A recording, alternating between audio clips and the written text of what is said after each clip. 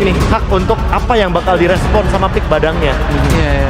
Sepertinya emang untuk dari segi sentralnya adalah dari badan pick dan ya diikuti dengan itu ya. Hayabusa yang dipick oleh teman-teman dari Onyx. Sementara dari tim Liquid jujur dengan adanya itu juga lumayan fleksibel. Tipikal kayak assassin ataupun fighter jungle itu bisa sangat-sangat masuk menurutku dari tim Liquid. Apalagi kalau sampai assassin yang keluar, ini yang bakalan jadi defender satu-satunya yang pasti bakalan jadi Phoveus plus Matilda untuk di bagian frontline dari Liquid. Tapi repot juga ya karena linknya udah ditutup ya. Iya. Seperti yang kita tahu kalau habis Shadow Kill itu mudah banget untuk bisa mengejar Hayabusa dengan Coach Head to Shadow. head ya? Ya, karena Shadownya udah kebuka tapi karena first band itu udah kayak lagi-lagi Onyx. Mereka udah kayak bahkan 6 langkah di atas dari tim Liquid dengan draft pick-nya yang muncul. Dan ini masih banyak yang terbuka juga untuk jungler, berbeda kayak di game pertama tadi kan. 6 hero jungler dihabiskan. Sekarang langsung ke arah Paramis ini responsif yang tepat sebenarnya menurutku untuk dari glue ya? Dari glue-nya, responsifnya.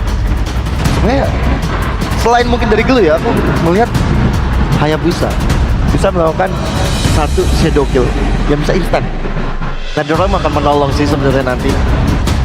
Ya, apalagi kita tahu Goldland kan pasti khawatir kalau ketemu sama Hayabusa. Aku lebih khawatir dengan pick Paramis ini bisa jadi bola panas malahan buat tim Liquid sendiri, kayak bumerang buat dia. Kenapa aku bilang bumerang? Karena yang ditakutkan ketika mereka grouping sama Paramis, Nether Realm-nya pecah, Badang ini udah siap di belakang. Iya. Ditambah lagi dengan mid lane dari Onyx juga belum keluar soalnya. Itu dia. Parsa dan juga Yip menurutku sangat Ben oke. dulu kasih Valentinanya. Iya, Valentina juga bisa di-ban.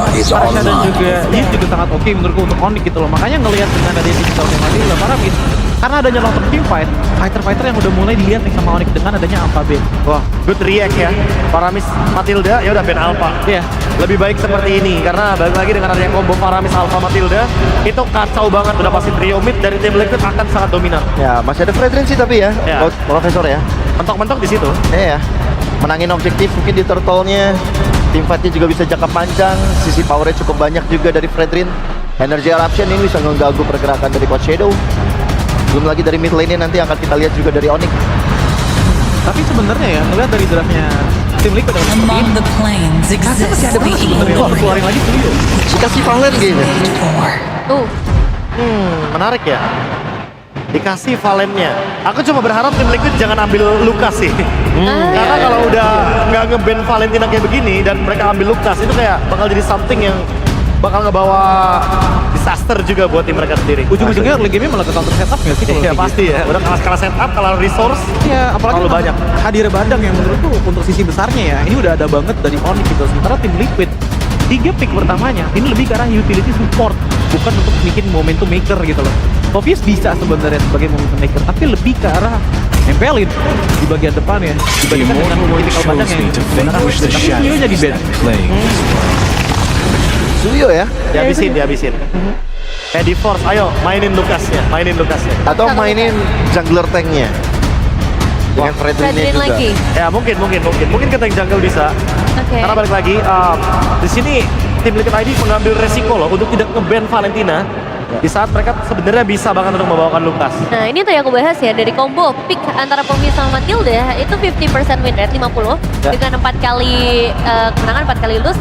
Tapi untuk di Filipina dan juga di Malaysia berarti ya ini ada 75%. 31-31 ya kalau di Filipina dan juga Malaysia ya. Ya. Tetap angka yang bagus sih untuk dua kombinasi ini, tapi ya beda ya sama yang tadi Ciplui. Kecuali di Indonesia ya. Kecuali di Indonesia. Aku melihat di Indonesia MPL itu masih so-so. Karena ya 50-50 juga yang dihadirkan dari Phoveus Matilda. Memang early bakal kuat banget. Nah, Bakal megangin banget di depannya. Tapi dengan Phoveus nanti mid to the late game-nya ini loh, yang bisa kena cecer sama retail. Ini yang harus tekankan oleh Matilda sepertinya, karena emang kita tahu sendiri lah dengan adanya Infernal Pursuit agak offset sedikit otomatis mau kamu pulangnya sama Matilda gitu. Cuman setupnya dari Onyx yang menurutku benar-benar unik banget sih. Kembali lagi dengan adanya Retail, estafet damage pun bisa dilakukan. Dimana dari early game, Hayabusanya menurutku dari Kairi yang sangat-sangat dimanjakan sih. Dengan adanya Glue dan juga Badang, tipikal yang bisa nge-fast respon gitu loh untuk melakukan pick off. Yang membuat Onyx lumayan bahaya juga di sini. Bedanya sama tim Liquid adalah mereka lebih karena long term team fight-nya yang lebih ya. Kita Varsha ya? damage ya. Iya, jadi Oke. Mereka punya Irithel, mereka punya Varsha, ini Granger-nya pasti bakal repot banget dalam tim fight besar. Karena kena Feather Ice Strike, kena Heavy Crossbow, Granger pasti bakal ke-delete secara nggak langsung, bakal mundur jauh banget ke belakang untuk bisa menghindari tim besar yang berbahaya. Ya, dan mau jaga posisi mau nggak mau harus dengan Rondo ataupun mau nggak mau harus keluarin flicker juga kalau dia terlalu dalam. Ya di force ya. Iya, dipaksa. Last pick menuju ke arah jungler dari tim Liquid. Menuju kemana mereka maunya? Kalau di early, ya mereka udah pegang Granger. Ya Lucas boleh sih kalau udah gak ada Valentina kayak gini. Let's fight to our heart's content. Ya, itu dia. Ya, karena nggak ada Valentina jadi Lucas yang paling bagus optionnya. Aman ya? Aman. Oke, lengkap sudah berarti untuk drafting di game yang kedua. Maboka tim Liquid ID kembali merebut 1 poin dari Onyx. Dan langsung saja kita serahkan semuanya kepada para casters yang bertugas. Ranger Muslim Kocok. Thank you so much untuk para panelis kita yang tadi sudah melakukan cover backup dengan luar biasa. Ya. Sorry tadi ada ulti Hellcard tadi Kadik. Oh, pantas ya. Iya, gelap. Jadi jangan lupa untuk ban Hellcard ya semuanya. Dan ini dia Lim. Di game pertama, draft pick yang unexpected ternyata menghancurkan Liquid. Tapi di game yang kedua, menurut gua harusnya Liquid tidak terlalu surprise seperti di game pertama. Iya, kelihatan dari Onyx back to basic kembali ya. Tidak ada surprise pick, masih dengan metode yang paling sering muncul juga di regular season. Dan kita lihat apakah Liquid mampu mengejar dari ketertinggalannya. Oke, biar makin semangat, makin siang mari kita bakar. Veltro mana tepuk tangannya? Let's go to the lane of town. Early game yang harusnya lebih unggul nih dari Liquid membawakan Lucas.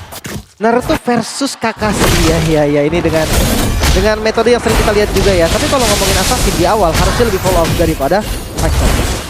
Oke, tapi kalau ngomongin di arah tengah, lihat pergerakan ini dari sosok seorang Keyboy, trio mid lane Onyx dan juga trio mid lane dari tim Liquid ini sama-sama punya pembuktian yang sangat penting antara veteran dan juga Youngblood. Tapi tidak bisa dipungkiri, Youngblood di game pertama mereka dihancurkan, Lim. Wow. Tapi flicker tadi yang udah ke-ban dari FPL sementara invade jungle. Dan early. Tapi ternyata early game di arah depan sana Arrow terperangkap dan akan menjadi point kill first blow di tangan para pasukan dari tim Onyx. Kembali lagi mengganas Onyx. Setelah kedatangan Baba Yeba ke Indonesia merubah segalanya bahkan untuk tim Onyx. Ini pattern yang sangat-sangat mengerikan loh Kairi. Dia nge-skip orennya sendiri Ji. Yes, dia untuk invade jungle. Dia pengen untuk dapetin invite maksimal supaya udah pasti levelnya tertinggal jauh. Tapi ini kita bahas soal Lucas loh. Lucas yang di-invite tapi di area mid lane. Tapi ternyata di depan sana akan ada point kill tambahan GSPLT dan jalan untuk pulang flicker belum level Favian. Bahkan sekali masuk dipanggil oleh Widdy. Dan kalau ngomongin trio mid lane, kita tahu tim Liquid betapa kuatnya mereka yang buat dengan Favian. Tapi Favian seakan-akan tak berdaya di depan dari seorang Kairi. Wow, ini apa pattern ini? Kelihatan banget Lucas nggak level 4. Ini kita bahas Lucas Fighter versus Assassin. Kairi dia bisa mendominasi lihat banyaknya jungle yang di-invade membuat Lucas dari Favian ini nggak bisa setup turtle. Kalau ngomongin setup turtle, kita lihat Kairi yang lebih unggul. Kenapa? Dengan adanya seluruh invade jungle dilakukan dari Kairi terhadap seorang Favian, dia yang dekat sekali dengan turtle pertamanya. Wah, ini melawan kodrat ya, dimana Assassin yang kita tahu biasanya nggak pernah setup duluan. Dan ini menjadi early game yang sangat-sangat nyata. Ya, dan bahkan mereka lupakan dengan adanya purple buff dari seorang Kairi. Mereka langsung mundur backup karena terlalu untungnya banyak dilakukan para pasukan dari tim Onyx. Memaksa untuk mundur ke arah belakang dan Favian tetap gagal untuk mendapatkan satu momen kill atas seorang Suns. Di depan sana, para pasukan dari tim Liquid seakan-akan coba dipermainkan dengan rotasi. Lagi-lagi jungle di-invade. Creepnya diambil. Ini level dari Favian akan sangat-sangat terhambat. Sementara yang kita tahu ya, Hayabusa, 1 item, 2 item dari Hayabusa. Itu udah jadi power spike-nya juga. Sementara Favian dia akan tertinggal bisa jadi 2-3 level bahkan nantinya. Faramis sekalipun ini akan menjadi jawaban. Tapi dengan adanya Iritel, dengan adanya Glue, ini nggak akan jadi jawaban cepat. Apalagi Keyboy dan juga sosok dari seorang Suns dengan area of effect-nya. Seakan-akan 4 hero yang dimiliki Onyx ini untuk menyelesaikan Faramisnya doang. Iya, masih ditunggu nih untuk gerakan-gerakan agresif dari tim Liquid. Mereka harus paksa. Mereka bermain Matilda, mereka bermain Lucas. Ini kombinasi yang sempurna untuk mendobrak early game dari Onyx. Tapi sayangnya mereka kalah dari pattern farming ya, pattern jungle-nya. Dan ternyata itu semua berdampak bahaya untuk mereka. Nggak ada yang jangan bisa dilakukan. Satu hal yang cukup gue pertanyakan Lim. Sekarang kita ngomongin karena metode late game nantinya. Onyx dari based on hero yang mereka miliki, memang itu bermain di mid to the late game, bukan di early seperti ini. Dan lihat bahkan dengan shadow kill dari seorang Kairi, mereka menghilangkan Kyo sekejap mata. Hanya satu kedipan, Kyo tidak ada di lane of down. Sesakit itu lihat level 8. Bahkan dari Fabian pun baru sampai di level yang kelima. Kiboy memaksa menunjukkan skill. Mereka tidak boleh terlalu memaksa seperti ini. Kalau Kiboy terperangkap di saat ada turtle, kemungkinan besar tim Liquid bisa balikin keadaan. Iya. Karena sebagai bait aja sih tadi. Untuk nge-trigger disiplin mungkin dari teman-teman tim Liquid ID. Biar mereka tuh datang ke arah purple buff-nya. Mereka tuh backup ke arah purple-nya. Dan ya dari audience potential Onyx melambung tinggi. Mungkin karena efek dari game pertama juga. Tapi turtle kedua lagi kan di setup oleh Onyx. Oke, kalau ngomongin setup membuat para pasukan dari tim Liquid mereka udah ada 3 pemain depan ke depan. Muncul ke arah seorang Lutfi, melakukan Sony ini menuju ke arah seorang Fabian, membuat turtle itu terlepas. Tapi nampaknya Lutfi langsung turun begitu saja dan Kiboy melakukan ngabri-ngabri ke seorang Lutfi. Dan sekarang belum dikeluarkan, tapi ingat Fabian gak bisa masuk lagi karena Fabian sudah berubah menjadi rubah. Kalau dia masuk dengan mode human-nya dia, itu gak bakal baik karena tidak ada Unleash the Beast. Unleash the Beast yang digunakan tadi untuk dodge skill dari Lutfi. 2 turtle untuk Onyx 3000. Ini keunggulan yang sangat nyata di awal. Catatan Assassin atau Spectre. Itu dia yang gue bilang, Spectre plus Matilda sih. Kita ngomongin soal Matilda support yang selalu bisa bermain dengan frontlinernya. Membuat hero yang one way ticket itu mempunyai tiket untuk pulang. Entah itu Popius, entah itu Lucas, dan lihat dari item belum jadi satu item pun. Untuk Fabian sementara Kairi udah menuju item kedua. Wow, 3.500 dan 1.200 gold difference. Meanwhile, Kiboy dari bottom lane mencoba untuk bertahan. Bahkan first crack belum dikeluarkan menuju ke arah sosok seorang skill. Tapi Fabian tertutup di depan sana. Masuk lebih dalam Kiboy, flicker for defensive. Bahkan gagal kembali untuk mencuri 1 poin atas Sonic. Gagal invasinya dengan segala macam yang sudah mereka miliki. Itu dia. Sementara di sisi top lane ada pertukaran yang diambil oleh Onyx. Kairi. Mereka membalaskan kehilangan 1 buah auto turret dengan mendapatkan outer turret juga. Gak ada kerugian yang bisa didapatkan nih oleh Onyx. Sampai saat ini mereka masih pegang kendalinya, mereka masih pegang temponya. Tapi Lutfi, ini lagi on fire banget sih Lutfi. Karena kalau kita bisa lihat kali ini Lutfi bebannya enteng banget. Dia cuma jadi badan. Dia memang untuk dari distraction semua. Bahkan sampai dari game tadi. Lutfi walaupun dia punya damage. Tapi mana ada yang tertuju ke arah Lutfi pandangannya saya tanya. Tidak ada. Iya, setuju banget. Apalagi di game kedua kali ini dengan Glue kan. Ini menjadi hero badan. Ada efek sisi juga. Mungkin kenapa gue bisa bilang on fire. Dari tadi flickernya tuh berani banget digunakan secara ofensif. Dia gak ragu sama sekali nih. Pede banget. Yakin kalau siapapun yang ditarget oleh Lutfi itu pasti ada follow up. Pasti ada yang backup. Oke, apakah Perfect Turtle ini benar-benar di luar catatan dari BMKB di atas kertas hitam dan putih? Ini seharusnya tidak terjadi kalau memang Perfect Turtle berada di tangan dari tim Onyx. Dia akan Venom ST keluar sana, membuat permasukan dari tim Liquid. Mereka tidak dalam full power ketika dalam tim fight juga Turtle. Aran, Sakarto Maut. Sekalipun Aran melakukan zoning out, itu hanya menjadi 1 point kill. Dan lihat betapa ganasnya Killa Sans is back. Once again, ditutup regular season kemarin kita lihat permasukan dari tim Onyx. Mereka mengganas, Kilasan is back. Tapi dengan Kairi dan kawan-kawan bahkan membuat Fabian tumpul dengan giginya. Astaga, bahkan lagi turtle. Tadi kalau kalian lihat Sempat dapat Hayabusanya orange buff. Quad Shadow dan dia ambil orange buffnya. Level 9 berbanding 12. Wah. What happened Liquid? Wah, Liquid emang terlalu berat untuk kali ini bisa bounce back. Karena mid to the late game mereka juga tidak memiliki high ground defender lead. Ya, dan ini terbilang game yang cukup pasif. Lihat point killnya, hanya 3 point kill aja. Pressure tanpa kill. Itu yang dilakukan oleh Onyx, hanya pop damage. Death Sans. Dia ngasih deliver damage saja, tapi nggak bisa untuk dapetin kill. Buat apa dia dapetin point kill tambahan kalau itu ternyata bisa membuat tim Liquid dapetin snowballing? Ada baiknya poking, mundur ke arah belakang, nggak bisa farming, gold makin snowballing, nggak ada space, Q. Kita lihat di sini 5.000 gold difference yang sudah dipastikan Savero walaupun dia baru mendapatkan turret pertama di lane-nya. Tapi no problem. As long dapetin 3 turtle dan juga gold yang tidak ter-shutdown. Pasti lebih tajir ya, kelihatan banget juga. Apalagi tadi perbedaannya 2000 itu di arah jungle, Ji. Berarti ada gap yang sangat-sangat berbeda, bukan hanya dari level, tapi dari itemnya Aran. Oke, lihat di depan sana Kiboy bakal coba maksa dan Aran hilang begitu saja. Instant shadow kill. Dan bahkan Ned Rap gak bisa menyelamatkan sosok seorang Aran EX Blader yang besar badannya, yang kuat. Tahan badan di depan sana, tidak ada kemampuan sedikit pun untuk bertahan. Cukup lama. Dan bahkan Fabian kembali lagi. Akan coba di zoning out oleh seorang Kiboy. formasinya. Widi cuma bisa menyelamatkan satu orang dan Lutfi buka vision di kanan. Menandakan tidak ada jungle yang aman untuk para pasukan dari tim Liquid. Sesakit itu satu tetesan dari Suns yang bisa melukai banyak sekali target. Ini bukan Kiboy bahkan nggak perlu untuk maju nih. Fokus ke arah Lutfi aja ketika lagi open. Kiboy bisa nge-secure nih, ngejaga aja siapapun yang masuk ke bagian belakang. Nempel Xavero mungkin, nempel Satya mungkin. Tapi udah jelas sekarang Liquid harus pilih. Mau orange atau mau ke arah purple. Karena mereka udah nggak bisa dapetin Gak dua-duanya. bisa, cuma satu. Level 14 di menit 9 Hayabusa. Dia dapetin satu itu, Lim. Itu juga butuh 4. 4, ingat ya. 4 dari seluruh membernya harus datang. 15. Dan kali ini Kairi di menit ke-9 Assassin dengan adanya Hayabusa sudah berada di level 15. Ya, mungkin kita akan nggak kaget ketika ngelihat Assassin, ketika ngelihat Joy di level farming. Ini Hayabusa yang objektifnya sebenarnya ada dari kill juga. Sampai head to headnya. Dan iya, head factor. Factor yang harusnya dominasi terhadap jungle itu di tangan Devavian. Liquid, mereka dalam bahaya yang serius. Apa yang terjadi dengan Liquid? Mereka nggak bisa initiate sama sekali. Misdraft kah? Gameplay kah? Jujur menurut gue gameplay sih. Blade of Despair item ketiga udah jadi.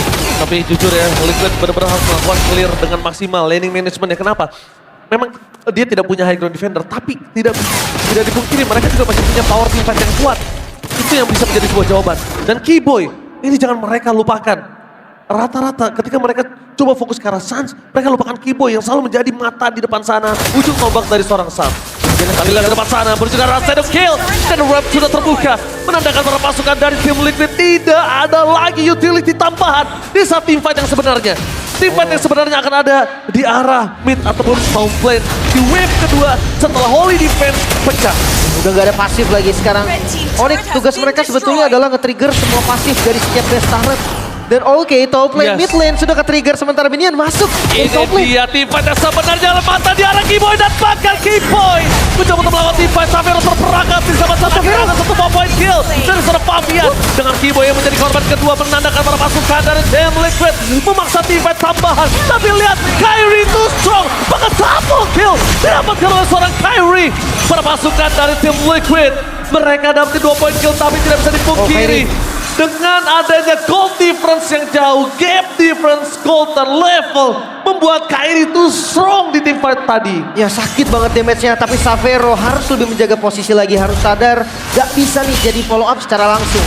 Kiboy memang ngebuka tadi dengan fist crack-nya, tapi sayang sekali follow up damage yang ingin diberikan oleh Xavero itu gak bisa ke-deliver dengan baik. Hati-hati nih, gak boleh sampai terbawa. Dan perbedaan gold sudah mendekati 10.000, dapatkan promo menarik. Jadi kalau goldnya sampai 10.000 kawan-kawan, kalian bisa siapkan Divine kalian karena nanti akan ada hadiah menarik. Yes, ketika 10.000 gold difference, 2.000 gold lagi untuk Onyx. Kalau bisa, kalau mampu, tapi dengan 2 point kill tadi, itu udah lumayan cukup menurut gua untuk membuat nafas tambahan untuk tim Liquid. Yang sulit adalah mereka memaksa tim fight seperti tadi karena tadi kesalahannya ada di tangan dari Kiboy. Jujur itu kesalahan ada di tangan dari Kiboy. Kenapa?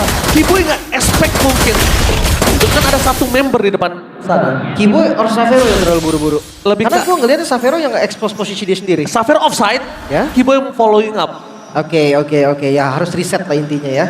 Sementara kalau untuk Liquid sendiri cukup salut gue dengan perbedaan gold 8.000 gold tadi.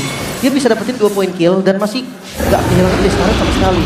Walaupun sekarang masih terdesak, tapi gue rasa Liquid mereka bisa tetap bermain di zona area mereka. Jangan lepaskan jungle-nya. Mungkin Lord harus dilepas dulu, tapi kalau mereka mau kontes, kenapa enggak? Tapi kalau ini bukan Kiboy, mungkin zoning out seperti tadi dari menit awal itu nggak akan terjadi, Lin. Ini Hisan Separsia split push kah? Wow. Di bagian bottom lane dia lagi ngedorong, Ji. Dia sengaja nge-show supaya para pasukan dari tim Liquid itu ada yang mundur, ada yang tarik. Dan satu orang yang muncul di pit lord itu udah pasti bakal di-commit sama Onyx. Iya, Itu adalah distraction. Kalau memang berhasil, kemungkinan besar Lord seperti ini. Tim Liquid nggak akan ada defensif.